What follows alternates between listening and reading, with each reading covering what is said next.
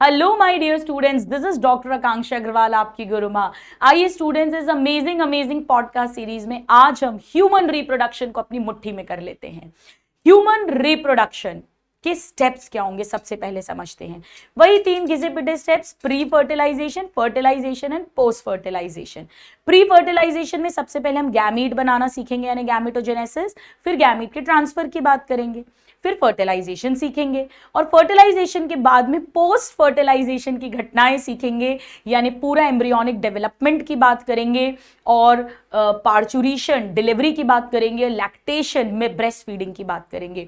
तो सबसे पहले हमें गैमेटोजेनेसिस समझना है, स्पर्म का और एग का फॉर्मेशन समझना है, बट उसके लिए हमें मेल और फीमेल रिप्रोडक्टिव सिस्टम को अंडरस्टैंड करना पड़ेगा। तो आइए सबसे पहले हम मेल रिप्रोडक्टिव सिस्टम के स्ट्रक्चर की बात करते हैं। सबसे पहले स्टूडेंट्स, इसमें एक प्राइमरी सेक्स ऑर्गन है टेस्टिस और सेकेंडरी सेक्स ऑर्गन्स बाकी सारे होंगे। Primary sex organ, primary word इसीलिए यूज करते हैं क्योंकि यहाँ गैमीट यानी स्पर्म बनेगा, जिसे स्पर्मेटोजोआ भी बोल सकते हैं क्योंकि जोआ मतलब जू मतलब मोटाइल यानी फ्लैजिलेटेड है, और इसमें सेक्स हार्मोन्स बनेंगे तो उसे प्राइमरी सेक्स ऑर्गन कहते हैं। अब ध्यान से सुनिए, टेस्टिस दो हैं, बनते एब्डोमेन में है, but before birth descend into pouch like structures called scrotum. Now, testis की लंबाई 4 से 5 सेंटीमीटर है और चौड़ाई 2 to 3 सेंटीमीटर है, यानी 2, 3, 4, 5, 2 to 3 width and 4 to 5 length, यानी ये लंबे ज्यादा चौड़े कम अंडाकार ओवल शेप है। तो टेस्टिस का नंबर हो गया, टेस्टिस की लोकेशन हो गई, टेस्टिस का शेप हो गया और टेस्टिस का साइज हो गया। अब टेस्टिस की कवरिंग होती है जिसे बोलते हैं tunica albuginea. Now my dear students, testis क्यों स्क्रॉटम में है यानी एक्स्ट्रा एब्डोमिनल है, ताकि 2 से 2.5 डिग्री सेल्सियस यानी 2 से 2.5 डिग्री सेल्सियस टेम्परेचर यहाँ पे लोअर रहता है देन बॉडी टेम्परेचर, और ये जरूरी है थोड़ी सी ठंडक टेम्परेचर होना फॉर स्पर्म फॉर्मेशन, स्पर्मेटोजेनेसिस। अब एक टेस्टिस को अगर हम एलएस कट करें, लंबे में कट करके देखें, तो उसके अंदर हमें 250 कंपार्टमेंट्स मिलेंगे यानी टेस्टिकुलर लोब्यूल्स मिलेंगे। कंपार्टमेंट्स कैसे बने हैं? सेप्टा, दीवारों से। दीवारें कैसे बनी है? वही ट्यूनिका एल्ब्यूजिनिया की इनवैजिनेशन, इनफोल्डिंग के कारण।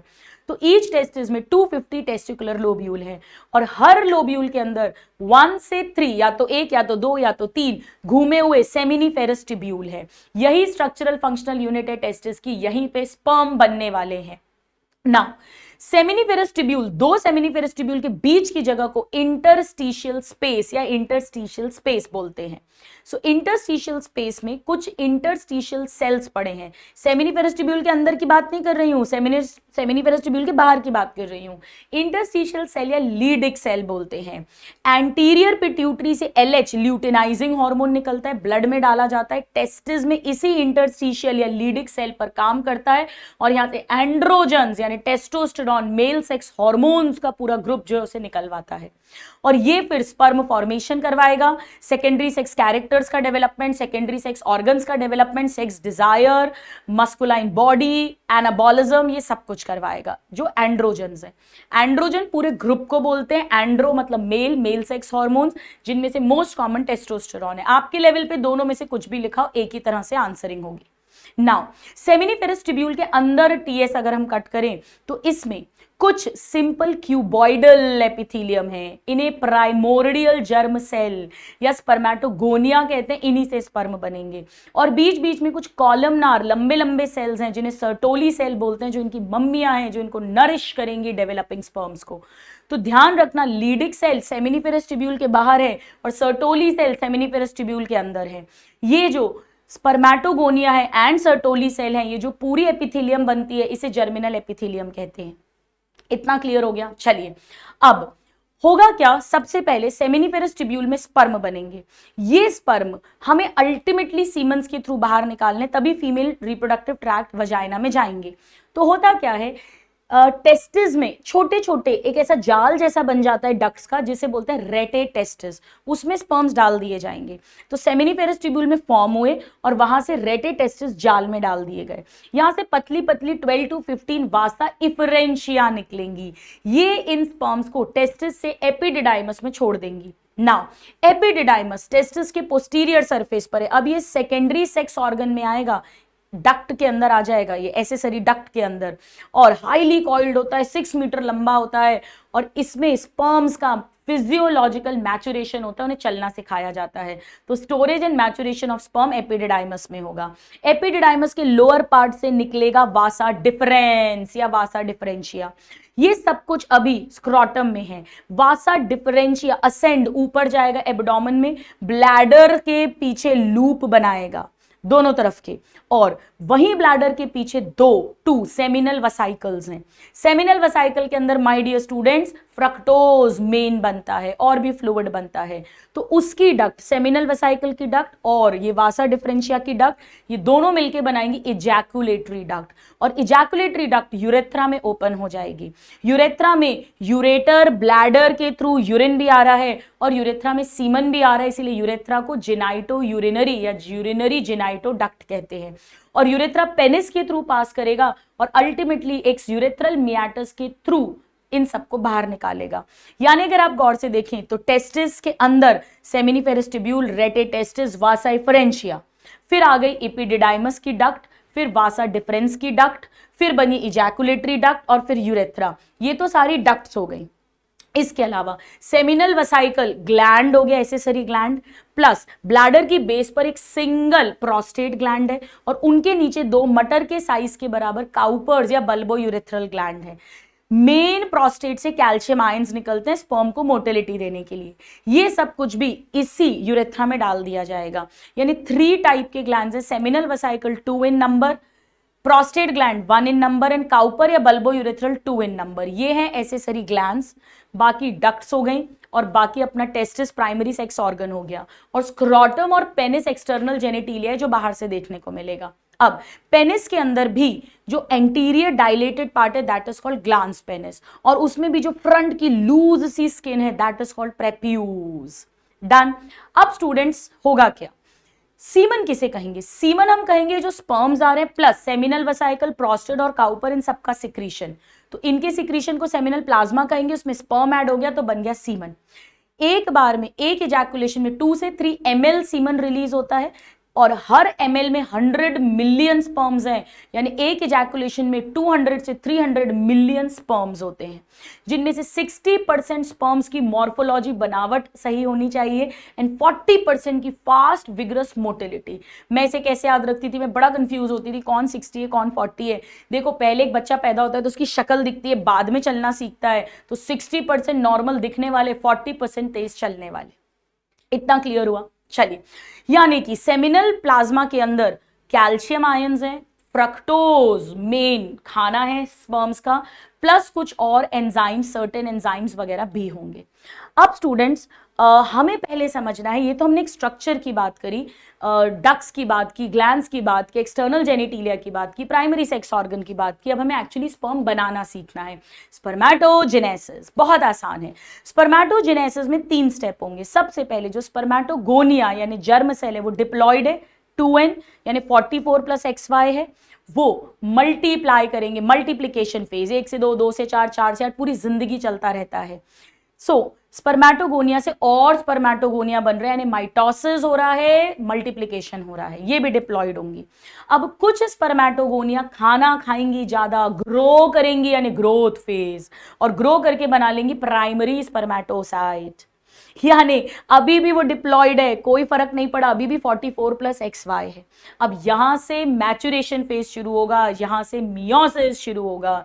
पहले मियोसिस 1 होगा, आप जानते हो मियोसिस 1 के बाद 1 से 2 डॉटर सेल बनते हैं और क्रोमोसोम नंबर आधा हो जाता है। तो यहां पर 1 प्राइमरी से 2 सेकेंडरी स्पर्मेटोसाइट बनेंगे, इक्वल साइज के बनेंगे, हैप्लॉइड हो जाएंगे, यानी 22 ऑटोजोम, 50% के पास X चला गया, 50% के पास Y चला गया। अब होगा मियोसिस 2। मियोसिस 2 बिल्कुल माइटोसिस जैसा होता है, तो इन दोनों की कार्बन कॉपी बन जाएंगी, यानी एक सेकेंडरी स्पर्मेटोसाइट से 2 स्पर्मेटिड और दूसरे से भी 2 स्पर्मेटिड, यानी 4 स्पर्मेटिड्स बन गए। ये सारे हैप्लॉइड होंगे, 22 + X एंड 22 + Y। तो हुआ क्या है, मैं फिर से कहती हूं, स्पर्मेटोगोनिया से स्पर्मेटोगोनिया बना, माइटोसिस हुआ, मल्टीप्लिकेशन फेज, स्पर्मेटोगोनिया से primary spermatocyte, growth phase, again ये सब कुछ डिप्लॉयड है। और प्राइमरी स्पर्मेटोसाइट में मियोसिस 1 हुआ तो 2 सेकेंडरी, और उनमें मियोसिस 2 हुआ तो 4 स्पर्मेटिड बने। ये मैचुरेशन फेज समझ ही आ रहा है, सबसे लंबा फेज जिसमें मियोसिस हो रहा है। जहां ग्रोथ हो रही है ना स्टूडेंट, उसे एनसीईआरटी ने डिफरेंशिएशन लिखा है डायग्राम में, ठीक है ना, स्वरूप बदल रहा है इसीलिए। अब स्पर्म अभी भी नहीं बने, अब ये स्पर्मेटिड गोलू मोलू है, हमें इससे दुबला पतला फ्लैजिलेटेड स्पर्म बनाना है। ये जो स्पर्मेटिड से स्पर्मोटोजोआ या स्पर्म बनाने का प्रोसेस है, इसे बोलते हैं स्पर्मियोजेनेसिस, स्पर्मियोजेनेसिस। और इसके लिए कुछ फैक्टर्स चाहिए, वो सर्टोली सेल मम्मी निकालती है, पर मम्मी को कमांड एफएसएच देता है। तो ध्यान से सुनो, स्पर्म फॉर्मेशन में तो एंड्रोजन टेस्टोस्टेरोन का रोल है, पर ये जो फाइनल स्टेप है इसके लिए ब्रेन से, एंटीरियर पिट्यूटरी से एफएसएच आया, एफएसएच ने सर्टोली सेल पे काम किया और वहां से फैक्टर्स निकले जिन्होंने स्पर्मियोजेनेसिस कराया। अब स्पर्म रेडी हो गए हैं सेमिनिफेरस ट्यूब्यूल के अंदर, अब स्पर्म अपना सर, हेड एम्बेडेड धंसा देते हैं सर्टोली सेल मम्मी के अंदर खाना लेने के लिए।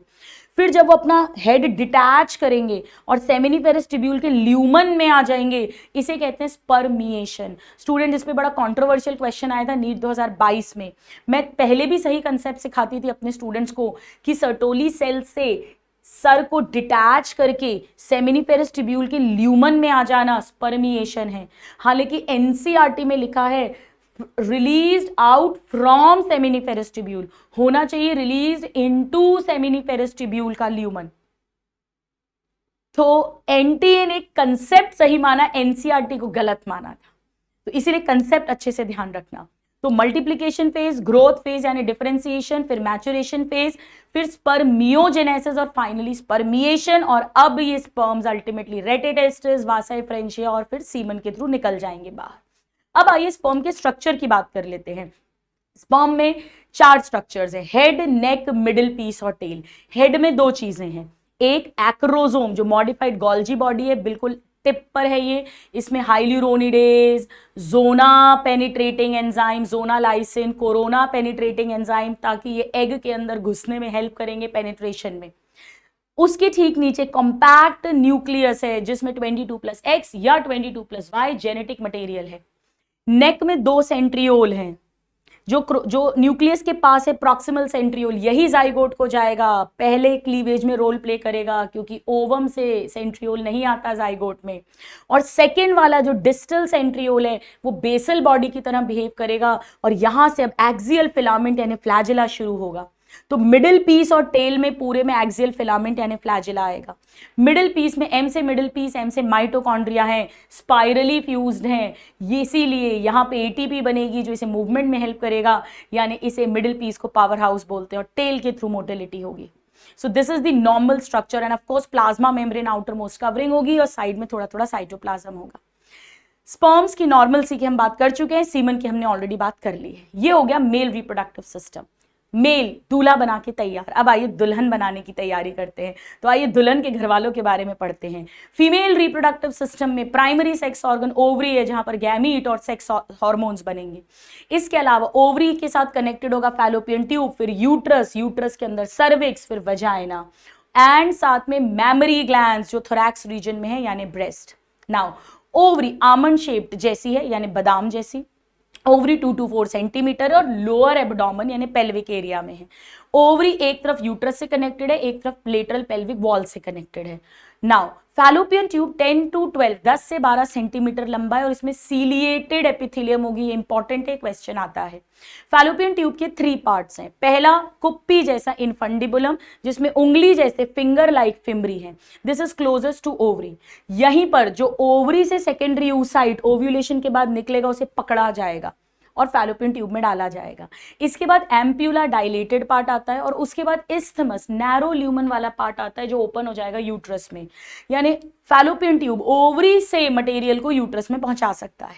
नाउ फैलोपियन ट्यूब में फर्टिलाइजेशन होगा, it is the site of fertilization. Ampullary isthmic junction ये पहला चॉइस है, अगर ये ऑप्शन नहीं दिया हो तो ampulla is the site of junction.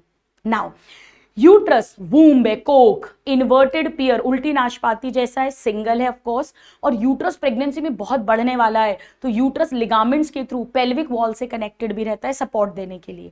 Uterus का गुंबद आकार ऊपर वाली जगह को फंडस कहते हैं, बिल्कुल स्टमक में जैसे कहते थे। फिर यूट्राइन कैविटी होगी और लोअर नैरो पार्ट सर्विक्स हो गया। सर्विक्स की कैनाल सर्वाइकल कैनाल हो गई, और फिर वेजाइना हो गई। वेजाइना में ध्यान रखना NKSSE non keratinised stratified squamous epithelium मिलती है। वेजाइना का थोड़ा एसिडिक पीएच होता है ताकि जर्म वर्म बैक्टीरिया वहां मर जाए। वेजाइना कॉइटल ऑर्गन भी होता है। नाउ बर्थ कैनाल किसे कहते हैं? Cervical canal plus vaginal canal, जिसके थ्रू डिलीवरी होगी, बर्थ होगा, बच्चे का जन्म होगा, उसे बर्थ कैनाल कहते हैं। ठीक है, अब थोड़ी सी बात हम कर लेते हैं पहले ओवरी की। ओवरी में सेंट्रल पार्ट मेड्यूला है, ओवरी के चारों तरफ कॉर्टेक्स है, आउटर पार्ट, और ओवरी में जर्मिनल एपिथेलियम यानी ऊगोनिया भी है। मेड्यूला पार्ट में ब्लड सप्लाई, नर्व सप्लाई आएगी, और कॉर्टेक्स के पार्ट में फॉलिकल्स बनेंगे जिनके अंदर ओवम का डेवलपमेंट अभी हम थोड़ी देर में सीखेंगे। डन। नाउ इसके अलावा एक्सटर्नल जेनिटिलिया की अगर मैं बात करूं तो फीमेल के अंदर एक मॉन्स प्यूबिस है जो प्यूबिक बोन के ऊपर है, कुशन है फैटी टिश्यू का जिसके ऊपर स्किन और हेयर है। दो पतले पतले फोल्ड हैं टिश्यू के, लेबिया माइनोरा, और उनको कवर करते हुए दो मोटे मोटे fleshy labia majora. Labia minora जहां अपर जंक्शन है उसके ठीक नीचे एक टाइनी फिंगर लाइक स्ट्रक्चर है जिसे क्लाइटोरिस बोलते हैं, जहां सेक्सुअल प्लेजर के सेंसेशंस आएंगे। और वेजाइनल ओपनिंग को पार्शियली कवर करता है हाइमन, एक membrane. Hymen generally normally often torn, फटता है फर्स्ट इंटरकोर्स पर कभी कभी persist even after coitus because thick होता है। हम लोग फिर ऐसे पेशेंट्स को ओटी में लेकर हल्का सा माइल्ड एनेस्थीसिया देकर और खुद डायलेटर से हाइमन रप्चर करवाते हैं। पर कभी कभी बिना कॉइटस के भी हाइमन रप्चर हो सकता है, जैसे कोई वजाइनल टैम्पून घुसाया था, ब्लीडिंग बहुत ज्यादा हो रही थी, रोकने के लिए कभी बचपन में, या साइकिलिंग, हॉर्स राइडिंग, कभी थाइस की स्प्लिट, ऐसा कुछ हो जाए तो भी ये हाइमन रप्चर हो सकता है। यानी हाइमन जरूरी नहीं है कॉइटस पर ही रप्चर हो, बिना कॉइटस के भी रप्चर हो सकता है और कॉइटस के बाद भी हो सकता है रप्चर ना हो। यानी हाइमन वर्जिनिटी का रिलायबल इंडिकेटर नहीं है। नाउ इसके बाद इसमें आते हैं मैमरी ग्लैंड्स। मैमरी ग्लैंड्स हम जानते हैं थोरैसिक एरिया में 2 मैमरी ग्लैंड्स हैं। मैमरी ग्लैंड में एक फैट है और एक ग्लैंडुलर टिश्यू है। ग्लैंडुलर टिश्यू, हर मैमरी ग्लैंड में 15 से 20, 15 से 20 मैमरी लोब्स हैं। इनके अंदर अंगूर के गुच्छे जैसे क्लस्टर ऑफ सेल्स हैं जिन्हें एल्विलाई बोलते हैं, जो मिल्क प्रोड्यूस करते हैं। प्रोलैक्टिन हार्मोन आएगा एंटीरियर पिट्यूटरी से, वो मिल्क प्रोड्यूस करवाएगा। ये इनसे छोटी छोटी डक्ट्स निकलती हैं एल्विलाई से, जिन्हें मैमरी टिब्यूल्स बोलते हैं। And several memory tubules join होंगे तो एक मैमरी लोब से एक डक्ट निकलेगी दूध लेके, जिसे मैमरी डक्ट कहेंगे। तो अगर 15 से 20 लोब्स हैं तो 15 से 20 मैमरी डक्ट्स हो जाएंगी। नाउ कुछ कुछ मैमरी डक्ट्स आपस में फ्यूज होके डायलेट होंगी तो एम्प्यूलरी डक्ट, एम्प्यूला कह देंगे इसे। और फाइनली लैक्टिफेरस डक्ट के through milk will be suckled out from the nipples by the baby. Done. Now breast का डेवलपमेंट प्यूबर्टी तक ईस्ट्रोजन करेगा, जो सेकेंडरी सेक्स हार्मोन है, कैरेक्टर है, क्योंकि ये सेक्स हार्मोन है ईस्ट्रोजन। प्रेगनेंसी में एल्व्यूलाई का नंबर प्रोजेस्टेरॉन बढ़वाएगा। प्रोलैक्टिन मिल्क का प्रोडक्शन करवाएगा आफ्टर डिलीवरी, और इवन प्रेगनेंसी में भी शुरू हो जाता है मिल्क प्रोड्यूस होना। HPL ह्यूमन प्लेसेंटल लैक्टोजन, ये भी एक हार्मोन है, प्लेसेंटा से निकलता है ड्यूरिंग प्रेगनेंसी, वो भी मिल्क प्रोडक्शन करवाएगा। और ऑक्सीटोसिन जो मदर की पोस्टीरियर पिट्यूटरी से रिलीज होगा, वो अल्टीमेटली मिल्क का इजेक्शन करवाता है। बहुत सारे हार्मोन्स इन्वॉल्व हैं अल्टीमेटली लैक्टेशन ब्रेस्ट फीडिंग के लिए। डन। सो ये तो स्ट्रक्चर की बात हो गई। अब आइए हम oogenesis समझते हैं। देखिए स्टूडेंट्स, स्पर्मेटोजेनेसिस जो है वो शुरू होता है प्यूबर्टी पर। स्पर्म फॉर्मेशन, मान लीजिए कोई लड़का है, एक्स लड़का है, एक्स, वो जब 12-13 साल का होगा, हाइपोथैलेमस से GnRH निकलेगा, वो पिट्यूटरी से, एंटीरियर पिट्यूटरी से FSH-LH निकलवाएगा, वो टेस्टिस में जाके टेस्टोस्टेरॉन निकलवाएगा, तब स्पर्म फॉर्मेशन शुरू होगा और पूरी जिंदगी चलेगा। लेकिन फीमेल में मान लीजिए कोई लड़की है Y, अभी वो पैदा भी नहीं हुई, मदर के यूट्रस के अंदर ही oogenesis शुरू हो जाता है। तो सबसे पहले वहां पर भी जर्म सेल को ऊगोनिया कहेंगे, जैसे वहां स्पर्मेटोगोनिया कहा था। पहला स्टेप यहां भी मल्टीप्लिकेशन होगा, ऊगोनिया में माइटोसिस होकर और ऊगोनिया बनना। सेकेंड स्टेप यहां पर भी ग्रोथ फेज होगा, जब ऊगोनिया ग्रो करके प्राइमरी ऊसाइट बनाएंगी, यानी डिफरेंशिएशन। पर ये सब यूट्रस में ही हो रहा है, बर्थ के पहले ही हो रहा है। यानी बर्थ पर जो हमें मिलेगा वो प्राइमरी oocyte मिलेगा। अब हमें इसकी रक्षा करनी है प्यूबर्टी तक, तो इसके अराउंड ग्रैन्युलोसा फॉलिकुलर सेल्स की सिंगल लेयर होती है। इस पूरे स्ट्रक्चर को प्राइमरी फॉलिकल बोलते हैं। तो बर्थ पर हमें प्राइमरी फॉलिकल्स मिलेंगे। नाउ प्यूबर्टी तक आते आते काफी फॉलिकल्स एट्रेजिया यानी मरते जाते हैं। प्यूबर्टी पर ईच ओवरी, एक ओवरी में 60,000 से 80,000, 60,000 से 80,000 प्राइमरी फॉलिकल्स हैं, जिनके अंदर प्राइमरी oocyte है। अब प्यूबर्टी के बाद जब जीएनआरएच निकलेगा, एफएसएच एलएच निकलेंगे, तो ये एफएसएच फॉलिकल का डेवलपमेंट करवाएगा। तो प्राइमरी फॉलिकल से सेकेंडरी फॉलिकल बनेगा। फर्क क्या होगा, अभी भी अंदर प्राइमरी oocyte है पर मल्टी लेयर्ड ग्रैन्युलोसा और एक थीका लेयर बन जाएगी। अब एफएसएच और ग्रोथ करवाएगा तो एक एंट्रम फ्लूइड फिल्ड कैविटी बनेगी। थीका इंटरना एक्सटर्ना 2 लेयर्स में डिवाइड हो जाएगी। अब हम इसे टर्शरी फॉलिकल कहेंगे। तो प्राइमरी फॉलिकल के बाद सेकेंडरी फॉलिकल, सेकेंडरी फॉलिकल के बाद टर्शरी फॉलिकल। जैसे ही टर्शरी फॉलिकल बनेगा, एंट्रम बनेगी, टर्शरी फॉलिकल बनेगा, वैसे ही प्राइमरी oocyte जो था ना माय डियर स्टूडेंट, वो अपना मियोसिस 1 शुरू कर चुका था यूट्रस में ही, पर प्रोफेज के डिप्लोटीन में उसे किसी ने अटका के रखा था।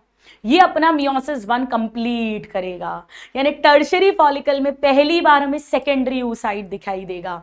लेकिन 2 नहीं दिखेंगे, 1 से 2 नहीं बनेंगे जैसे मेल्स में हो रहा था, क्योंकि साइटोप्लाज्म का अनइक्वल डिवीजन होगा। तो एक छोटी सी फर्स्ट पोलर बॉडी बनेगी और एक बड़ा सा लार्ज हैप्लॉइड सेकेंडरी oocyte बनेगा। ये इसी टर्शरी फॉलिकल में अपना स्टार्ट कर देगा सेकेंड मियोसिस, पर फिर कोई मेटाफेज 2 में आके पॉज का बटन दबा देगा। मैं दोबारा कहती हूं, primary follicle is equal to single layer of granulosa cell और अंदर है प्राइमरी oocyte अटका हुआ डिप्लोटीन में। Secondary follicle is equal to multi layered granulosa cells, single theca layer and primary oocyte अभी भी अटका हुआ इन डिप्लोटीन। टर्शरी फॉलिकल मतलब theca externa, theca interna, antrum की अपीयरेंस आ जाएगी and primary oocyte completes its first unequal meiosis 1, जिससे haploid secondary oocyte बना और मेटाफेज 2 में अटका हुआ मिलेगा। और ग्रोथ जब होगी तो ये बनेगा ग्राफियन फॉलिकल।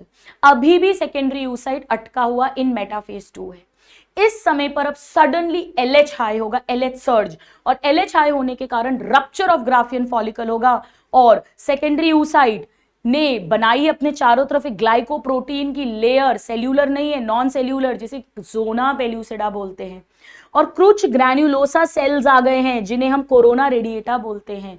तो सेकेंडरी oocyte प्लस जोना प्लस कोरोना, ये सब कुछ फैलोपियन ट्यूब में आ जाएगा। इस घटना को ओव्यूलेशन बोलते हैं। तो ओव्यूलेशन LH हाई होने के कारण हुआ है, ग्राफियन फॉलिकल का रप्चर हुआ है और सेकेंडरी oocyte जोना कोरोना के साथ फैलोपियन ट्यूब में आ गया है। अब ऐसा समझो लड़की घर से भाग गई है, लेकिन माता पिता ने अभी उम्मीद नहीं छोड़ी है, तो वो जो ग्राफियन फॉलिकल है रप्चर्ड, अब LH उसको हार्मोनल एंडोक्राइनल में कन्वर्ट करवाएगा, यानी ये बन जाएगा कॉर्पस ल्यूटियम येलो बॉडी। यहां से अब थोड़ा सा ईस्ट्रोजन और ढेर सारा प्रोजेस्टेरॉन निकलेगा। फॉलिकल्स में से ऑलरेडी ढेर सारा ईस्ट्रोजन निकल रहा है, जिसने एंडोमेट्रियम यूट्रस पे जाके काम करा और उसको प्रोलिफरेट मोटा करके रखा हुआ है। अब प्रोजेस्टेरॉन निकलेगा ओव्यूलेशन के बाद में और वो उस एंडोमेट्रियम को सिक्रीटरी भी बनाएगा, ताकि अगर लड़की की शादी हुई, जाइगोट बना, एम्ब्रियो बना, तो एंडोमेट्रियम तैयार रहे इम्प्लांटेशन प्रेगनेंसी होने के लिए। अगर फर्टिलाइजेशन हुआ तो कॉर्पस ल्यूटियम मेंटेन रहेगा, ये लाइनिंग मेंटेन रहेगी। बट अगर फर्टिलाइजेशन नहीं हुआ तो कॉर्पस ल्यूटियम डीजेनरेट हो जाएगा, कॉर्पस एल्बिकन्स में कन्वर्ट होगा। अब हार्मोन्स नहीं निकलेंगे तो एंडोमेट्रियम झड़ेगी, रोएगी, आंसू बहाएगी, उसे ही तो बोलते हैं ब्लीडिंग होना, यानी मेंस्ट्रुएशन हो जाएगा। ठीक है, तो फॉलिकल का डेवलपमेंट FSH ने करवाया और फॉलिकल से ईस्ट्रोजन निकला। ओव्यूलेशन करवाया LH ने, कॉर्पस ल्यूटियम बनवाया LH ने, कॉर्पस ल्यूटियम मेंटेन करवाया LH ने, और कॉर्पस ल्यूटियम से निकल रहा है little oestrogen, relaxin and lots of progesterone hormone.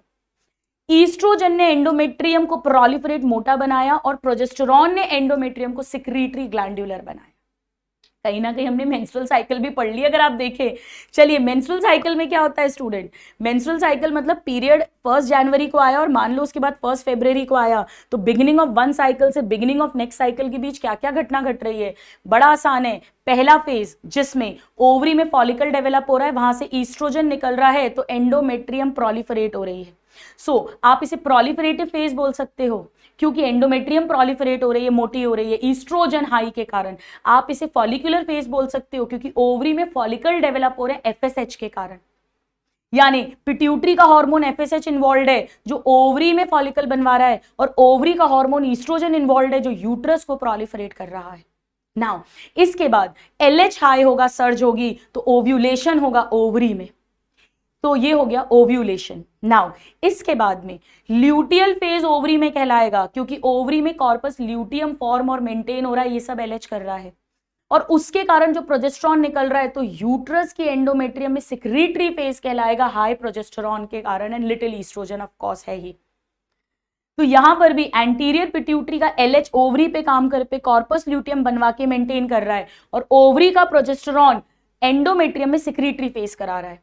तो प्रोलिफरेटिव फॉलिकुलर फेज समझ आ गया, ओव्यूलेटरी फेज समझ आ गया, सिक्रीटरी और ल्यूटियल फेज समझ आ गया। अगर फर्टिलाइजेशन नहीं हुआ तो कॉर्पस ल्यूटियम रिग्रेस करेगा, डीजेनरेट करेगा, प्रोजेस्टेरॉन बनना बंद होगा, प्रोजेस्टेरॉन डाउन जाएगा, ईस्ट्रोजन भी जाएगा, बोथ आए तो बोथ लगाना, एक आए तो प्रोजेस्टेरॉन लगाना, लो होगा, एंडोमेट्रियम शेड ऑफ होगी, और उसके कारण मेंस्ट्रुएशन, मेंस्ट्रुअल फेज आएगा। 3 to 5 डेज तक ब्लीडिंग होती है, इसे मेंस्ट्रुअल फेज कहेंगे। और अब दोबारा एफएसएच बढ़ेगा और दोबारा से फिर फॉलिकल डेवलपमेंट शुरू होगा, अगली साइकिल शुरू होगी। तो अगर पीरियड नहीं आ रहा है, अगर एमेनोरिया हो गया है, तो क्या मतलब है? एक नंबर 1 प्रेगनेंसी पर, केवल प्रेगनेंसी नहीं, PSS याद रखना, यानी प्रेगनेंसी स्ट्रेस में भी ऐसा हो सकता है, एंजाइटी में भी ऐसा हो सकता है, और पुअर हेल्थ, PSP यानी प्रेगनेंसी, पुअर हेल्थ और स्ट्रेस, सब में ऐसा हो सकता है।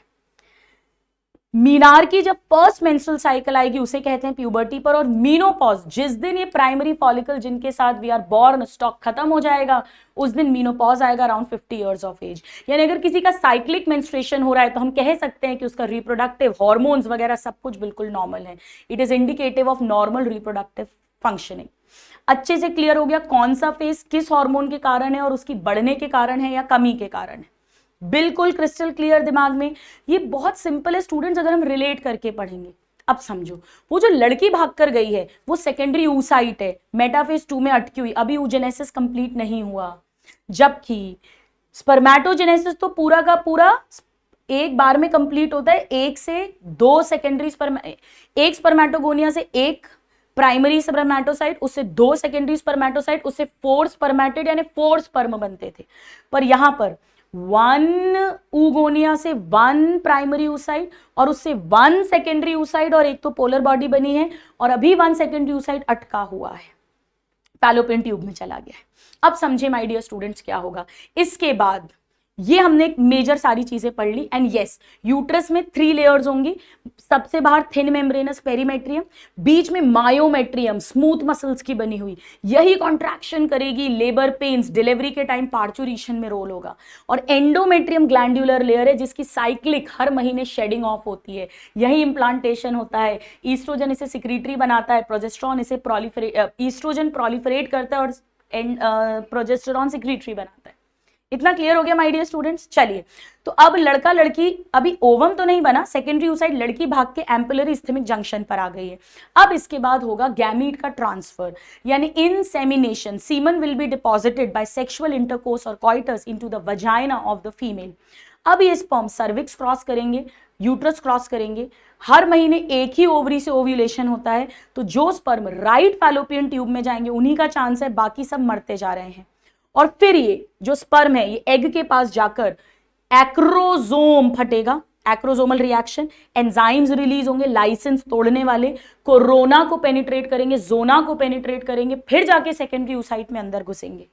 ह्यूमंस में पूरा स्पर्म अंदर घुसता है, बाद में सब डिजेनरेट हो जाएगा, उसका मिडिल पीस, टेल, नेक उसकी जरूरत नहीं है इसलिए, पर एंट्री पूरे स्पर्म की होती है।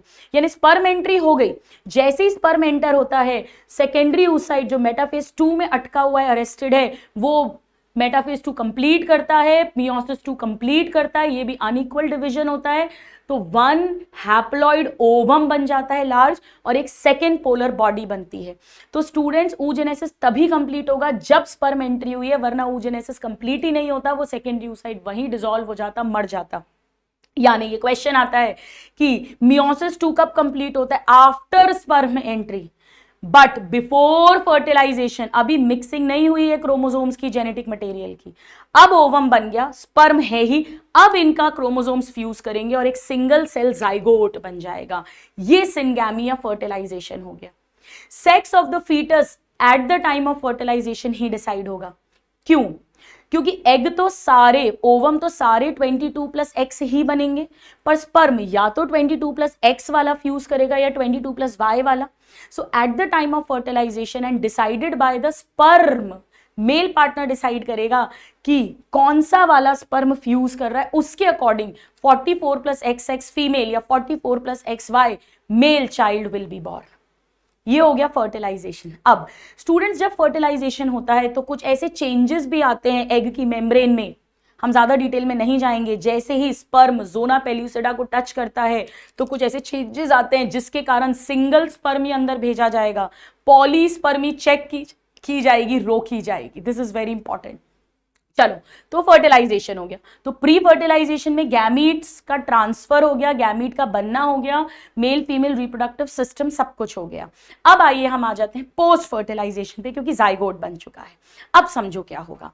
ये जाइगोट फैलोपियन ट्यूब में बना है, जहां पर एम्पुलरी इस्थेमिक जंक्शन पे.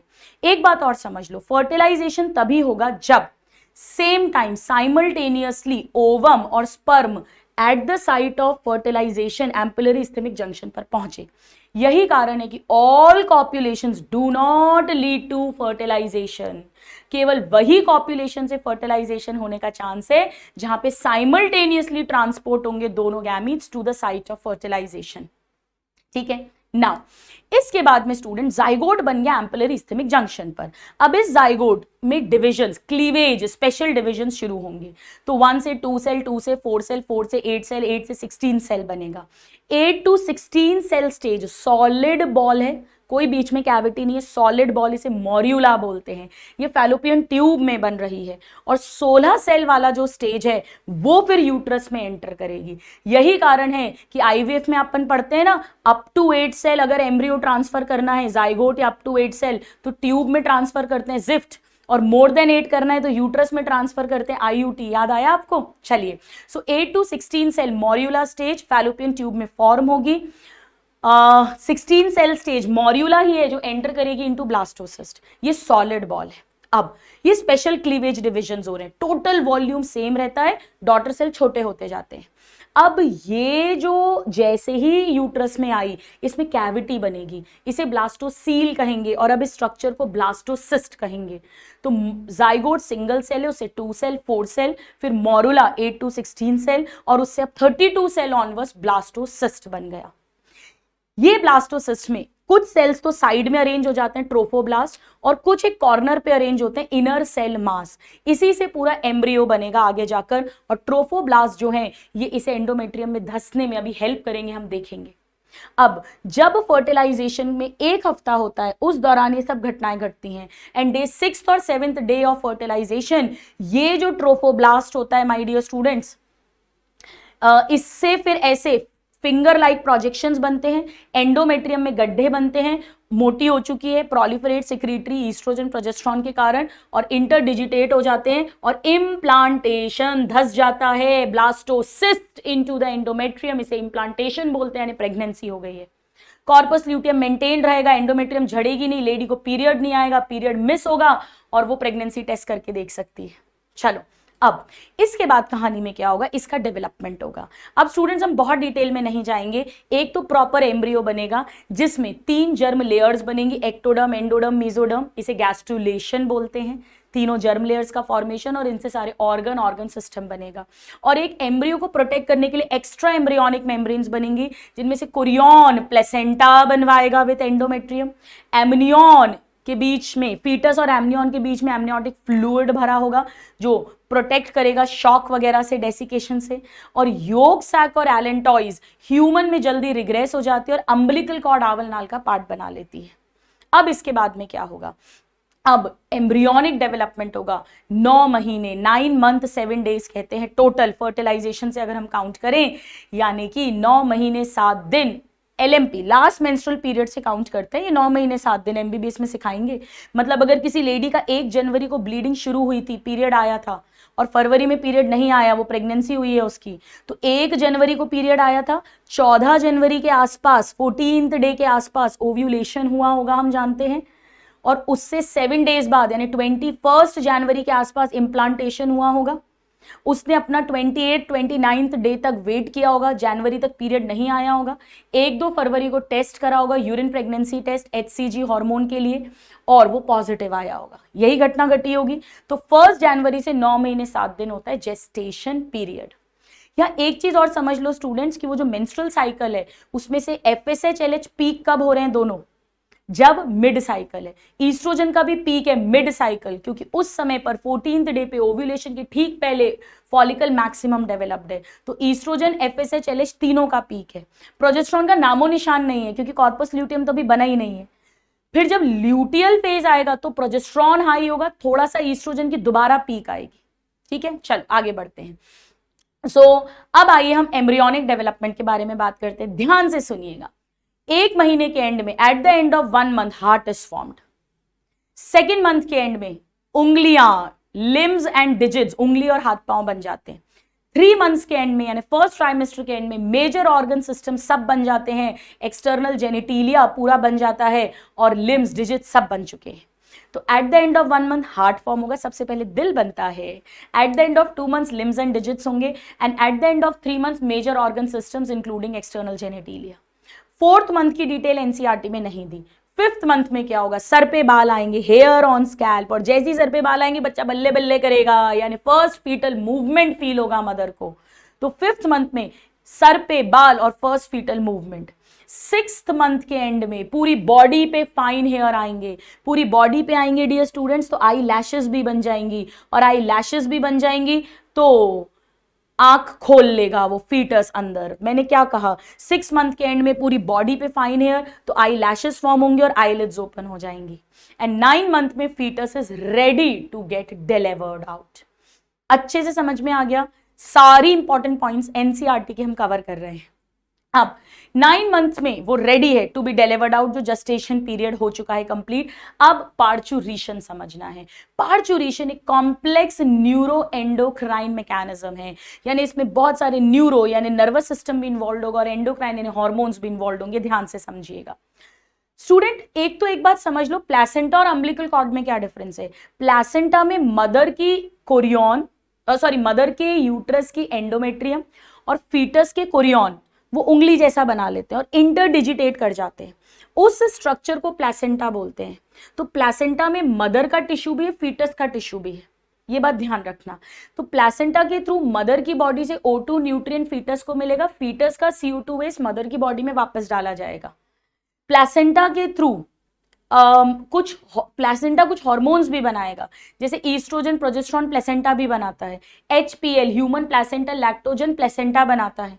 प्लेसेंटा ह्यूमन कोरियोनिक थायरोट्रोपिन बनाता है, जो थायराइड बढ़वाता है ताकि फीटस की फिजिकल, मेंटल, सेक्सुअल ग्रोथ हो।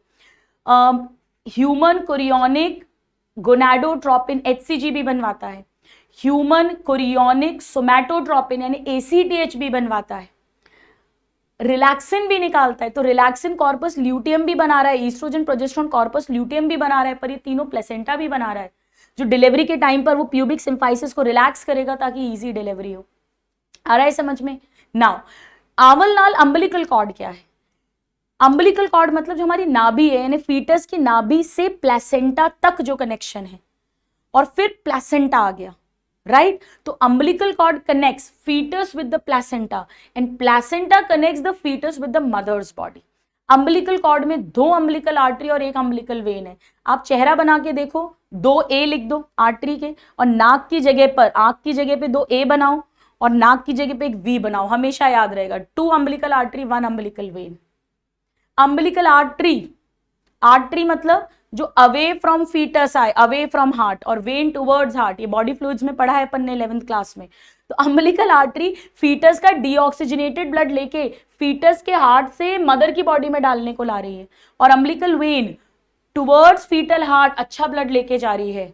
तो बिल्कुल पल्मोनरी आर्टरी और पल्मोनरी वेन की तरह अम्बिलिकल आर्टरी अम्बिलिकल वेन में भी उल्टा होता है, आर्टरी में डीऑक्सीजनेटेड और वेन में ऑक्सीजनेटेड ब्लड। इस पॉडकास्ट में तो इतना ही बताऊंगी आपको।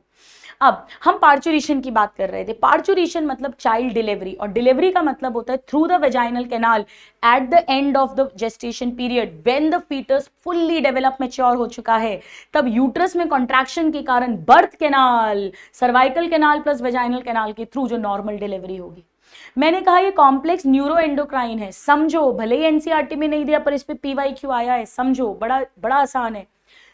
ये जो इनिशियल सिग्नल होगा ना पार्चुरेशन का, पहला सिग्नल, फर्स्ट सिग्नल, वो दो जगह से जाता है, एक प्लेसेंटा से और एक फुल्ली फॉर्म फीटस से।